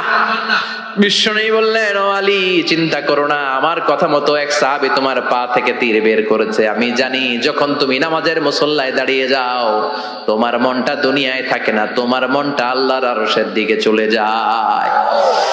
তোমার নামাজের মধ্যে খুশু খুদু এত বেড়ে যায়, আখিরাতের কথা এত তোমার স্মরণ হয়ে যায়, নামাজের মধ্যে তোমার পায়ের তীর টেনে বের করেছে, এক সেকেন্ডের জন্যও তুমি টের পাও নাই রে আলী। সুবহানাল্লাহ। উনি মনে করতেন এটাই জীবনের শেষ নামাজ। সাহাবারা যখন মরুভূমিতে নামাজ পড়তে দাঁড়াতেন আকাশের পাখিগুলো এসে সাহাবাদের মাথার মধ্যে বসে যেত। মরুভূমির পাখিগুলো মনে করতে এগুলো খেজুর গাছ, পাখিগুলো মনে করতে এগুলো খেজুর গাছ, কারণ সাহাবারা নড়ে না চড়ে না ডানে বায়ে তাকায় না। খেজুর গাছ যেমনি ঠায় দাঁড়িয়ে থাকে সাহাবারাও ঠায় দাঁড়িয়ে থেকে নামাজ পড়তেন। চিল্লায় এখন আল্লাহু আকবার। তাহলে মনোযোগ বৃদ্ধির এক নাম্বার পদ্ধতি, মুসল্লায় যখন দাঁড়াবো ভাববো এটাই আমার জীবনের শেষ নামাজ, এরপরে হয়তো নামাজের সুযোগ নাও পেতে পারি, ঠিক কিনা? 2 নাম্বার পদ্ধতি হলো নামাজের মধ্যে আহকাম এবং আরকান গুলো ধীরস্থির ভাবে আদায় করতে হবে, তাড়াহুড়ো নামাজের মধ্যে করা যাবে না। আমাদের হানাফি মাযহাবে তা'দিলুল আরকান এটা ওয়াজিব। রুকুনগুলো আদায় করার সময় ধীরস্থির ভাবে আদায় করা এটা হানাফি মাযহাবে কি ওয়াজিব। চিল্লায় বলেন এটা কি ওয়াজিব। তরক করলে কি করতে হয়? হ্যাঁ, সহু সিজদা দিতে হয়। কিন্তু অন্যান্য মাযহাবে এটা ফরজ, এটা বাদ দিলে আপনার নামাজই হবে না, তাড়াহুড়ো করলে নামাজই হবে না। বিশ্বনবী দেখলেন মসজিদে নববীতে এক সাহাবী নামাজ পড়ে, নামাজ শেষে নবীর কাছে আসলে বিশ্বনবী বললেন সল্লি ফাইন্নাকা লাম তুসল্লি, নামাজ পড়ো কারণ তোমার নামাজ হয় নাই। সাহাবী আবার বললেন, আবার আসলেন, বিশ্বনবী বললেন সল্লি ফাইন্নাকা লাম তুসল্লি, নামাজ পড়ো তোমার নামাজ হয় নাই। সাহাবী আবার নামাজ পড়ে আবার নবীর কাছে আসলেন, বিশ্বনবী বললেন সল্লি ফাইন্নাকা লাম তুসল্লি, নামাজ পড়ো নামাজ হয় নাই। এবার সাহাবী এসে বলে ও নবী 3 বার পড়লাম নামাজ আমার হয় না, এর চেয়ে ভালো নামাজ আমি পড়তে জানি না। বিশ্বনবী বললেন তাহলে আসো আমি শিখায় দেই, যখন নামাজে দাঁড়াবা ধীরস্থির ভাবে দাঁড়াবা, রুকুতে যখন যাবা পিঠটারে টান টান করে সোজা করে দিবা। বিশ্বনবী যখন রুকু দিতেন বিশ্বনবীর পিঠটা একেবারে স্ট্রেট ফরওয়ার্ড। সাহাবারা বলতেন বিশ্বনবীর রুকু দেওয়া পিঠের উপরে যদি পানি ভর্তি একটা গ্লাস রেখে দেওয়া হয় পানিগুলা কাঁপবে না, গ্লাসটাও পড়বে না। সুবহানাল্লাহ। তার মানে বিশ্বনবীর রুকুর পিঠটা কেমন ছিল? Straight forward. বিশ্বনবী বলেন রুকু থেকে দাঁড়াবা ধীরস্থির ভাবে দাঁড়াও, আবার সেজদায় গেলে ধীরস্থির ভাবে যাও। আমাদের দেশে অনেকে রুকু থেকে কোন রকম মাথাটা তুলে আবার সেজদায় দৌড় মারে। দুই সেজদার মাঝখানে ধীরস্থির ভাবে বসা হচ্ছে ওয়াজিব। অনেকে এক সেজদা থেকে কোন রকম মাথাটা একটু উপরের দিকে উঠিয়ে আরেক সেজদায় মুরগির মতো ঠোকর মারে। এরকম তো এদিকে নাই না? আবার অনেকে ইমাম সাহেবের আগে দৌড় মারে, আছে না নাই? ইমাম সাহেব সামি আল্লাহু লিমান হামিদা বলে দাঁড়াইছে, ওনার আর সহ্য হয় না, উনি আগে সেজদা দিবে, কিন্তু ইমামের আগেও যাইতে পারে না, মাঝখানে যাই হ্যাং হয়ে থাকে, আছে না নাই? মোবাইল মাঝে মাঝে হ্যাং হয় না, মানে সামনেও যায় না পিছনেও যায় না। তো ওনারাও ইমামের আগে সেজদায় যাবে, তো ইমাম যাইতে পারে না, উনিও যেতে পারে না, মাঝ অবস্থায় যায় কি হয়? হ্যাং। হ্যাং হইবেন আপনারা? হ্যাং হওয়া যাবে না। তাহলে মনোযোগ বাড়ানোর 2 নাম্বার পদ্ধতি হচ্ছে কি করবেন? ধীরস্থির ভাবে। There is no rushing in salah, there is no hastiness in salah। নামাজের মধ্যে কোনো তাড়াহুড়ো নাই। তাড়াহুড়ো করলে এটা নামাজ হয় না। এমনকি নামাজের দিকে বিশ্বনবী তাড়াহুড়ো করে যেতেও নিষেধ করেছেন। ইদা উকিমাতিস সালাহ, নামাজ যখন শুরু হয়ে যাবে ধীরস্থির ভাবে যাবেন, তাড়াহুড়ো করে যাওয়া যাবে না। 3 নাম্বার পদ্ধতি, জামাতে পড়বেন, তাহলে মনোযোগ বাড়ায় দিবে কে? বিশ্বনবী বলেন সালাতুল জামাআত আফদলু সালাতাল ফারদি বি27 দারাজা। একা একা নামাজ পড়লে যতটুকু সওয়াব হয়, জামাতে নামাজ পড়লে 27 গুণ বেশি সওয়াব হয়। জামাতে পড়ার দরকার আছে না নাই? জামাতে পড়লে আর মনোযোগ এদিক সেদিক যায় না। সবাই আল্লাহু আকবার, আমি আল্লাহু আকবার, সবাই আসসালামু আলাইকুম ওয়া রাহমাতুল্লাহ, আমি আসসালামু আলাইকুম ওয়া রাহমাতুল্লাহ। মন আমার এদিক সেদিক যাওয়ার সুযোগ আছে? কম, ঠিক কি না? 4 নাম্বার, নামাজে যা বলেন অর্থ বোঝার চেষ্টা করেন। আমরা সালাতে যেটা বলি এটার অর্থ বুঝি না। আমরা প্রতিদিন বলি আলহামদুলিল্লাহি রাব্বিল আর রহমানির মালিকি, আবার বলি সামি আল্লাহু লিমান হামিদা, কি কইলাম বুঝি নাই। সুবহান রাব্বিয়াল আলা মানে কি জানি না। আত-তাহিয়াত লিল্লাহি ওয়াস সালাওয়াত আত-তাইয়্যিবাত অর্থ কি জানি না। এজন্য সালাতে যা বলেন এটা বুঝে বুঝে বলার চেষ্টা করেন। এট লিস্ট সালাতে যেটা আপনি পড়েন এটার অর্থটা শিখার চেষ্টা করেন, তাহলে বললে হৃদয়ের মধ্যে টাচ লাগবে, অন্তরে দরদ লাগবে, চিৎকার করে বলেন ঠিক কি না? 5 নাম্বার পদ্ধতি, নামাজের মধ্যে যে সুন্নাত গুলো আছে সুন্নাত গুলো আদায় করবেন, তাহলে নামাজের মধ্যে মনোযোগ বাড়ায়া দিবে কে? হাত তোলা সুন্নাত তোলেন। রফউল ইয়াদাইন যদি করেন, অভ্যাস যদি থাকে, বারবার হাত তোলা তুলেন, প্রতিবার তুললে 10টা করে সওয়াব। আমিন বলবেন, যে মসজিদে জোরে জোরে বলেন, আস্তে তো আস্তে বলেন, কিন্তু বইলেন, বলার দরকার আছে না নাই? বিশ্বনবী বললেন ইদা আম্মানাল ইমাম আমিনু, ইমাম যখন আমিন বলে তোমরাও আমিন বলো, কারণ তোমরাও যখন আমিন বলো ফেরেশতারাও আমিন বলে। তোমাদের আমিন ফেরেশতাদের আমিন যখন মিলে যায়, তোমাদের জীবনের সব গুনাহ মাফ করে দেয় কে? এজন্য আমিন জোরে কোন বাস্তে কোন বলবেন, এটা ছাড়বেন না। তাশাহুদের মধ্যে আঙ্গুল তুলবেন, হয় নাড়াবেন নয় তুলে রাখবেন, এটা সুন্নাহ। আশাদ্দু আলা শাইতান মিনাল হাদিদ, শয়তান রে লোহা দিয়ে পিটাইলে যত কষ্ট পায়, তাশাহুদে বসে এই আঙ্গুলটা নাড়ালে এর চেয়ে বেশি কষ্ট পায়। ঠিক সুবহানাল্লাহ কইবেন না? এজন্য মুরাআতুস সুনান, সুন্নাত গুলো মানার চেষ্টা করেন, সালাতে মনোযোগ বাড়ায় দিবে কে? এজন্য আল্লাহ বললেন কাদ আফলাহাল মুমিনুনাল্লাযীনা হুম ফি সালাতিহিম খাশিউন, সফল হলো তারা ঈমান এনেছে যারা। আর ঈমানদারের প্রথম বৈশিষ্ট্য আল্লাযীনা হুম ফি সালাতিহিম খাশিউন, নামাজের মধ্যে মুসল্লির অন্তরে ভয় থাকবে কার? মনে থাকবে খুশু খুদু, এটার বলে হুজুরুল কলব, অন্তরটারে ধরে রাখতে হবে। 2 নাম্বার আল্লাহ বললেন ওয়াল্লাযীনা হুম আনিল লাগবি মুরিদুন, মুমিন বান্দার 2 নাম্বার গুণ, অনর্থক কাজ থেকে তারা দূরে থাকে। অনর্থক কোন বিষয়ের দিকে মুমিন কখনো যায়? লাগবুন মানে অনর্থক বিষয়, মুরিদুন তারা মুখ ফিরিয়ে নেয়। অনর্থক কোন কাজে মুমিন যায়? যেই কাজে সওয়াব নাই ওই কাজ মুমিন করে? যেই কাজে গুনাহ হয় ওই কাজে যাওয়া যাবে? কথা বলেন। মুমিন যাবে ওই কাজে যেই কাজ করলে মানবতার কল্যাণ আছে না নাই? মুমিন করবে ওই কাজ যেই কাজ করলে আমলনামাটারে সওয়াব দিয়ে পূর্ণ করে দিবে কে? এজন্য বিশ্বনবী বলতেন মিন হুসনি ইসলামিল মারই তারকুহু মা লা ইয়ানি, ব্যক্তির ইসলামের সৌন্দর্য হলো ব্যক্তি তার জীবন থেকে অনর্থক সব কাজ বের করে দিবে। যাই করবেন অর্থবোধক হইতে হবে। অনর্থক কোনো কাজ করা যাবে? কথা কন, আপনি যেটা বলবেন এটার জন্য অর্থ থাকে, আপনি যেটা করবেন এটার জন্য অর্থ থাকে। আপনি যে অর্থটা খরচ করবেন, সম্পদ খরচ করবেন, এটাও অনর্থক, অপ্রয়োজনে খরচ করা যাবে? অপ্রয়োজনে কোনো কাজ করা যাবে? কারণ মুমিন জানে মুমিনের মুখ দিয়ে যেটাই বের হয় এটা লেখার জন্য ফেরেশতা আছে না নাই? কিরামান কাতিবিনা ইয়ালামুনা মা তাফআলুন।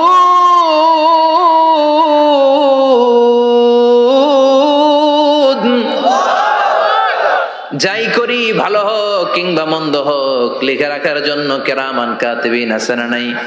আবার মুমিন জানে মা ইয়ালফিযু মিন কাউলিন ইল্লা লাদাইহি রাকীবুন আতীদ। মুমিন তার মুখ দিয়ে যেটা বের করে সেটা লিখে রাখার জন্য ফেরেশতা আছে না নাই?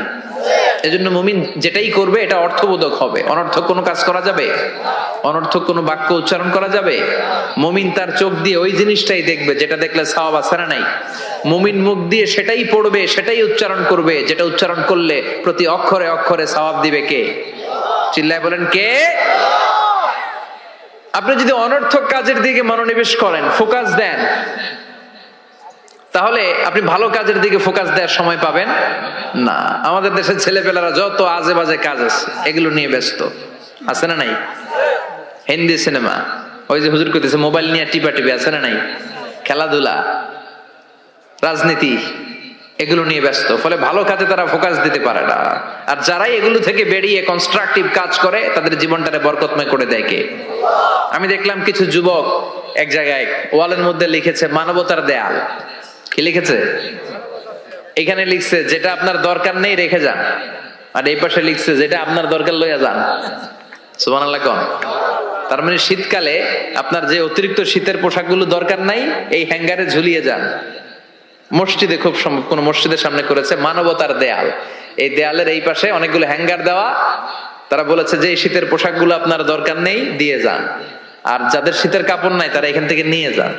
এই যে তার চিন্তা, এটা হচ্ছে ইনোভেটিভ চিন্তা। যুবকরা যদি ভালো ভালো কাজগুলো একসাথে করার প্রয়াস পেত, চিন্তা করত, তাহলে বাংলাদেশটাকে জান্নাতের টুকরা বানায় দিত কে? এজন্য মুমিনের বৈশিষ্ট্য ওয়াল্লাযীনা হুম আনিল লাগবি মুরিদুন। মুমিন বান্দারা কোনো অনর্থক কাজের সাথে কখনো যুক্ত হতে পারে। তার মানে মুমিন যখন নামাজে দাঁড়ায় অন্তরটা চলে যায় কার দিকে? 2 নম্বরে মুমিন কোনো আজে বাজে কাজে যুক্ত হয় না। 3 নম্বরে আল্লাহ বললেন ওয়াল্লাযীনা হুম লিয-যাকাতি ফাইলুন। মুমিন বান্দাকে যদি আল্লাহ সম্পদের মালিক বানিয়ে দেয়, আল্লাহর এই সম্পদ থেকে গরিবদেরকে মুমিনরা দান করে। কি করে? এটার নাম হলো যাকাত। এটার নাম কি? জোরে কোন? দে যাকাত, দে যাকাত, তোরা দে রে যাকাত, তোর দিল খুলবে পরে আগে খুলু খাত। দে যাকাত, দে যাকাত, তোরা দে রে যাকাত। চিল্লা এখন ঠিক কিনা? যাকাত দেয়াটা এটা অপশনাল নয়, এটা কম্পালসরি। ওয়াফি আমওয়ালিকুম আমওয়ালিহিম হাক্কুন লিসাইলি ওয়াল মাহরুম। তোমার সম্পদে গরিবদের জন্য আল্লাহ এটা অধিকার করে দিয়েছে। যিনি যাকাত দেয় তার জন্য দেয়া ফরজ, আর যিনি যাকাত নেয়, যাকাত নেয়া কি তার জন্য ফরজ? কথা কন। তাহলে সে আপনার কাছ থেকে যাকাত নিয়ে আপনাকে ফরজ কাজটা করার ক্ষেত্রে সহযোগিতা করেছে। আপনি কোনো করুণা তারে করেন নাই। চিল্লায় বলেন ঠিক কি না? আবার আল্লাহ বলেন যাকাত দিবি না কেন? টাকা কি তোর নাকি? ওয়ামিম্মা রাযাকনাহুম ইউনফিকুন। আমি যেটা রিজিক হিসেবে দিছি ওইখান থেকে দে। সম্পদের মালিক আমি বানিয়েছি, অর্থ সম্পদ আমি আল্লাহ দিয়েছি, আবার আমি আল্লাহ আদেশ করেছি দেওয়ার জন্য। ঠিক কিনা? ইসলাম চায় না রাস্তার এক পাশে 5 তলা আরেক পাশে গাছতলা। ইসলাম চায় সম্পদের সমানভাবে তারল্য। যাকাত এটা ফরজ, দিয়ে দাও, তা না হলে কঠিন আযাবের সুসংবাদ দিচ্ছে কে? চিল্লায় বলেন কে? والذين يكنزون الذهب والفضة ولا ينفقونها في سبيل الله فبشرهم بعذاب أليم। যারা স্বর্ণ জমায়, যারা রৌপ্য জমায়, যারা প্রাইজ বন্ড জমিয়ে রাখে, যারা ফিক্সড ডিপোজিট করে রাখে, সম্পদের প্রাচুর্যতা থাকার পরেও যাকাত দেয় না, নবী তাদেরকে কঠিন আযাবের সুসংবাদ দেন। কার কথা? চিল্লায়া বলেন, আযাবের কি সুসংবাদ হয় না দুঃসংবাদ? কথা কন। কিন্তু আল্লাহ এখানে বলছে সুসংবাদ। আল্লাহ বুঝাতে চাইলেন আযাবটা বড় কড়া হবে, ডেঞ্জারাস হবে, মাইটটা বড় ডেঞ্জারাস। আল্লাহ ছাড় দেয় কিন্তু ছেড়ে দেয় না। আল্লাহ ছেড়ে দেয়? কি দেয়? ছাড় দেয়, ছেড়ে দেয় না। আযাবটা বড় করা হবে, মাইটটা বড় ডেঞ্জারাস হবে যারা যাকাত ফরজ হওয়ার পরেও দেয় না। এটা বোঝানোর জন্য আল্লাহ বললেন কঠিন আযাবের দুঃসংবাদ না, বললেন সুসংবাদ দেন। ছেলে পরীক্ষায় ইংরেজিতে ফেল করছে, মা বলে চান্দু ইংরেজিতে ফেল করছো, তোর বাপে আসুক, এমন মাইট দিবে, মাইট দিলে মজা টের পাবি। অমিয়া মাইট দিলে কি মজা লাগে? কি লাগে?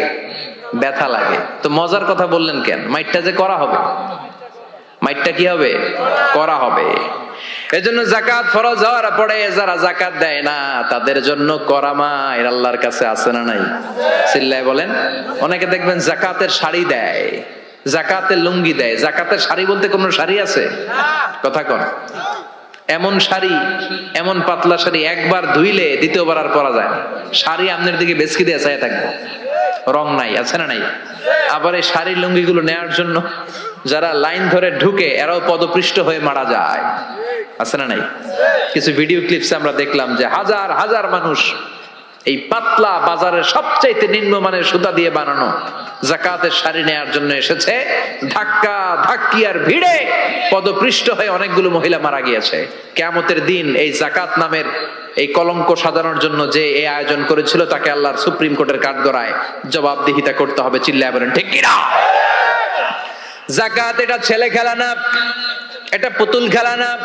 এটা যেমন মনে চায় কিছু টাকা পয়সা মানুষের হাতে হাতে 200 করে দিলাম, এইটা না।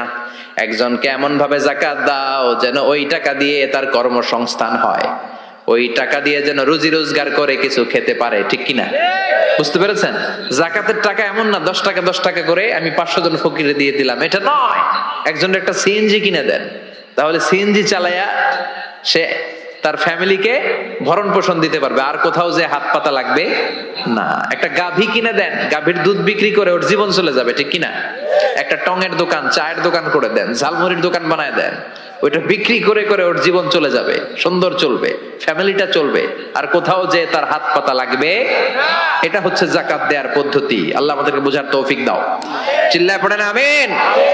এরপর আল্লাহ বললেন ওয়াল্লাযীনা হুম লিফুরুজিহিম হাফিযুন। মুমিন বান্দার 4 নম্বর গুণ, তারা তাদের লজ্জাস্থানের হেফাজত করে, তাদের প্রাইভেটকে তারা হেফাজত করে। লজ্জাস্থানের হেফাজত, যুবকদের ওয়াজ। বিশ্বনবী বলেন মাইয়াদমান লি মা বাইনা লিহিয়াইহি ওয়া মা বাইনা রিজলাইহি আদমান লাহুল জান্নাহ। আমার কোন উম্মত তার 2 চোয়ালের মাঝখানে যা আছে, মানে জিহ্বা, এই জিহ্বার 2 পায়ের মাঝখানে যা আছে তার প্রাইভেট, তার লজ্জাস্থানের গ্যারান্টি যদি আমারে দেয় যে এই 2টা অঙ্গের কোনো পাপ গুনাহ সে করবে না, আমি তাকে জান্নাতের গ্যারান্টি দেই। সুবহানাল্লাহ। বাড়িতে যায় বললেন। এজন্য আল্লাহ বললেন যুবকেরা খবরদার, নজরকে নিচের দিকে করো। কুল লিল মুমিনিনা ইয়াগুদ্দু মিন আবসারিহিম ওয়া ইয়াহফাযু ফুরুজাহুম। আল্লাহ বললেন ও যুবক, নজরটারে নিচের দিকে নামাও, কারণ নজরটা বড় ভয়ঙ্কর। আন-নাযার সাহমুন মাসমুম মিন সিহামি ইবলিস। এই নজর হচ্ছে শয়তানের বিষ মাখানো তীরবানের মধ্য থেকে ভয়ঙ্কর একটা তীরবান। এই তীর দিয়ে শয়তান যুবক যুবতীদেরকে কাবু করে ফেলে। ঠিক কিনা? প্রথমে নজর, হুট করে কেউ পাপ কাজ করে না, আগে নজর, তারপরে স্পর্শ, তারপরে পাপ কাজ, আছে না নাই? এজন্য নজরের হেফাজত করতে বলেছে কে? আল্লাহ বললেন ওয়াল্লাযীনা হুম লিফুরুজিহিম হাফিযুন। মুমিন বান্দার 4 নাম্বার গুণাবলী হলো মুমিন বান্দারা তাদের লজ্জাস্থানের হেফাজত করে, তারা তাদের নজরকে হেফাজত করে। বিশ্বনবী নিজের মেয়ের জামাতা আলীরে বললেন ও আলী, নজরকে বাঁচাও। ভুল করে নজর যদি একবার কোন নারীর চেহারার দিকে পড়ে যায় রে আলী, দ্বিতীয়বার দিও না। একবার ক্ষমা, দ্বিতীয়বার গুনাহ। ঠিক কিনা? এজন্য নজর হেফাজতের দরকার, আছে না নাই? কয়টা গেল? 4টা। এরপর আল্লাহ বললেন ওয়াল্লাযীনা হুম লিআমানাতিহিম ওয়া আহাদিহিম রাউন।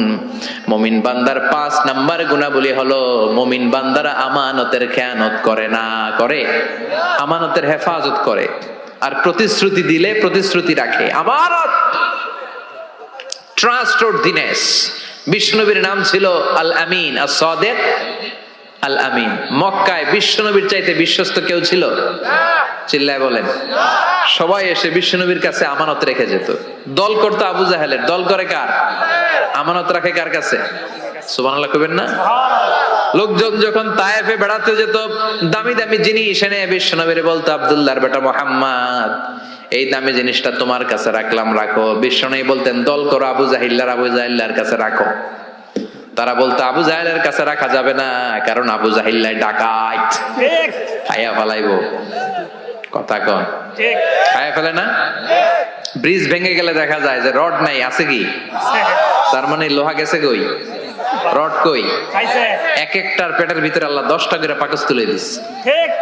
কথা কন, 10টা পাকস্থলী না হইলে লোহা হজম করা যায়? কথা বলেন।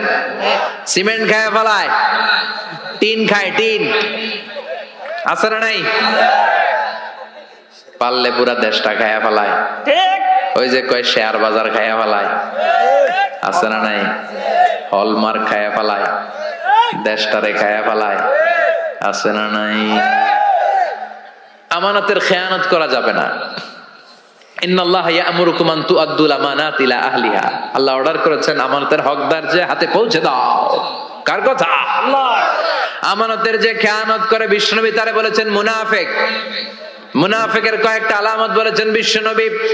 আয়াতুল মুনাফিকি সালাস, ইযা হাদ্দাসা কাযাবা, মুনাফিক যখন কথা বলে মিথ্যা বলে।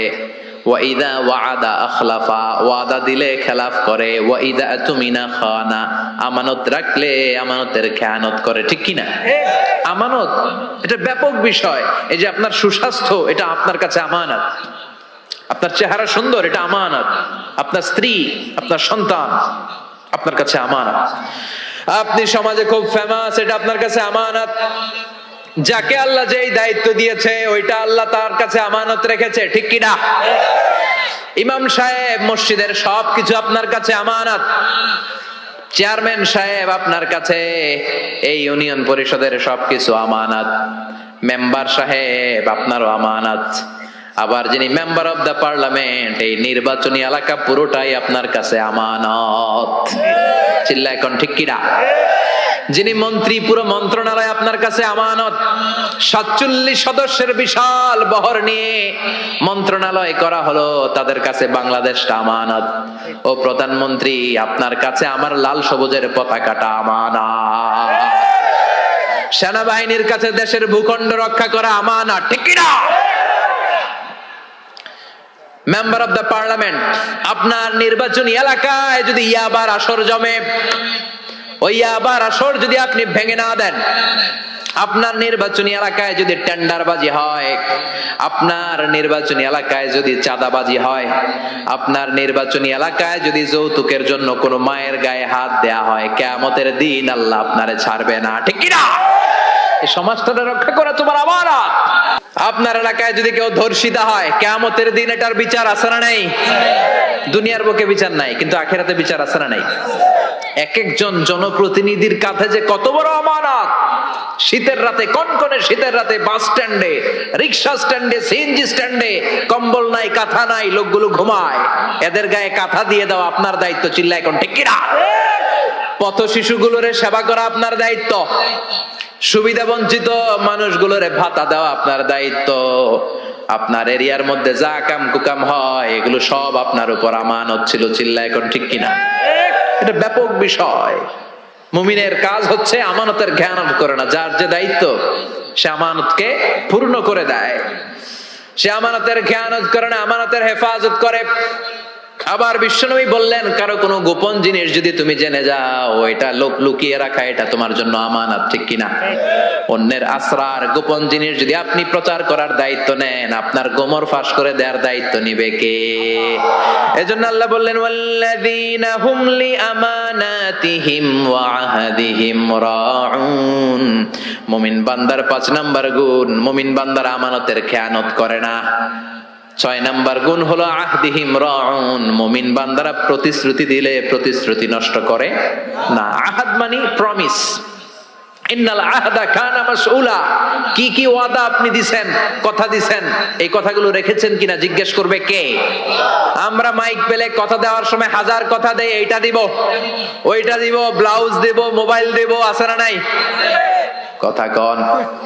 টাকা দেব, চাকরি দেব, ভাতা দেব, দেশের চেহারা পাল্টায় দেব, আছে না নাই? পরে সময় মতো সব ভুলে যায়, ডিগবাজি মারে, এরকম আছে না নাই? আপনি যেটা দিয়েছেন কথা, কিয়ামতের দিন সেই কথাটা রেখেছেন কিনা, in the day of judgement আপনারা জিজ্ঞেস করবে কে? আল্লাহ। চিল্লায় বলেন কে? সব শেষে আল্লাহ বললেন ওয়াল্লাযীনা হুম আলা সালাওয়াতিহিম ইউহাফিযুন। মুমিন বান্দার 7 নাম্বার গুণ, তারা সবকিছু নষ্ট হতে দিতে রাজি, কিন্তু তাদের সালাত নষ্ট হতে দিতে রাজি না। ঠিক কি না?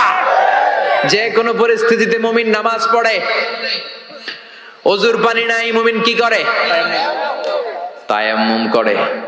সফরের মধ্যে সময় নাই, মুমিন কসর করে। ঠিক কি না? দাঁড়িয়ে পড়তে পারে না, মুমিন বসে পড়ে। বসে পড়ে না, মুমিন শুয়ে পড়ে। মুমিন কখনো থেমে থাকে না। আপনি প্লেনে আছেন তখন নামাজ পড়েন, জাহাজের মধ্যে আছেন তখন নামাজ পড়েন, জমিনে আছেন তখনও পড়েন। গোটা বিশ্বের সব মানুষের জন্য এই জমিনটারে নামাজের জায়গা বানিয়ে দিয়েছে কে? মুমিন সব কামাই দেয়, নামাজ কামাই দেয় না। এজন্য 7 নম্বরে বললেন ওয়াল্লাযীনা হুম আলা সালাওয়াতিহিম ইউহাফিযুন। মুমিন বান্দার বৈশিষ্ট্য হচ্ছে তারা সালাত কামাই দেয় না। হাফিজু আলা সালাওয়াত ওয়াস সালাতিল বুসতা, নামাজগুলো সংরক্ষণ করো। কিয়ামতের দিন নামাজের হিসাব আগে নেবে কে?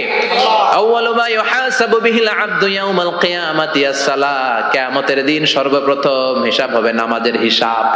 নামাজের হিসাব যদি সহজ হয়ে যায়, পুরো আমলনামাটারে সহজ করে দিবে কে? আর নামাজের হিসাবে যদি গন্ডগোল লেগে যায়, পুরো আমলনামার মাঝখানে প্যাঁচ লাগাইয়া দিবে কে? এজন্য মুমিন সব সময় নামাজ পড়ে জামাতে। কিভাবে? সালাতে কায়েম করো, সালাতে কায়েম করো, হবে সম্মানী তুমি, হবে জান্নাতি তুমি, হবে সম্মানী তুমি, হবে জান্নাতি তুমি। দিবে কাল হাসরে শীতল ছায়া আরশে আজিম। রাব্বিয়াল আলা, রাব্বিয়াল আযীম, রাব্বিয়াল আলা, রাব্বিয়াল আযীম। ঠিক কি না? নামাজগুলো জামাতে পড়া যাবে? আজকের মাহফিলে কি আমরা এই সিদ্ধান্তে আসতে পারি না যে আমরা পারতপক্ষে জামাত নষ্ট করব না? উলাইকা হুমুল ওয়ারিসুনাল্লাযীনা ইয়ারিসুনাল ফিরদাউসা হুম ফিহা খালিদুন।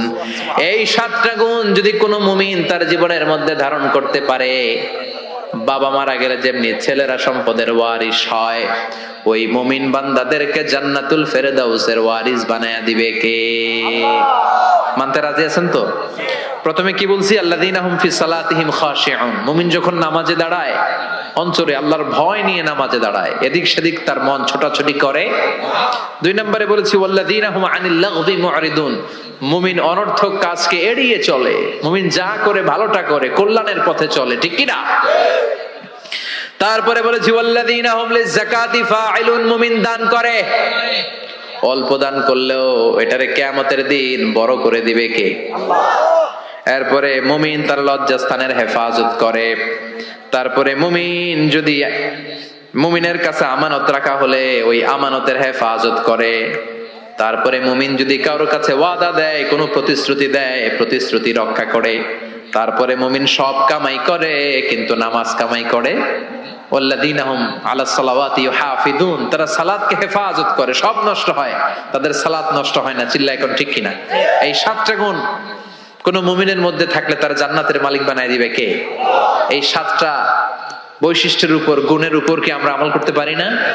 পারবো না ইনশাআল্লাহ? আল্লাহ আমাদের সবাইকে কথাগুলো বুঝার ও আমল করার তৌফিক দান করুক। আমরা পড়ি আমিন।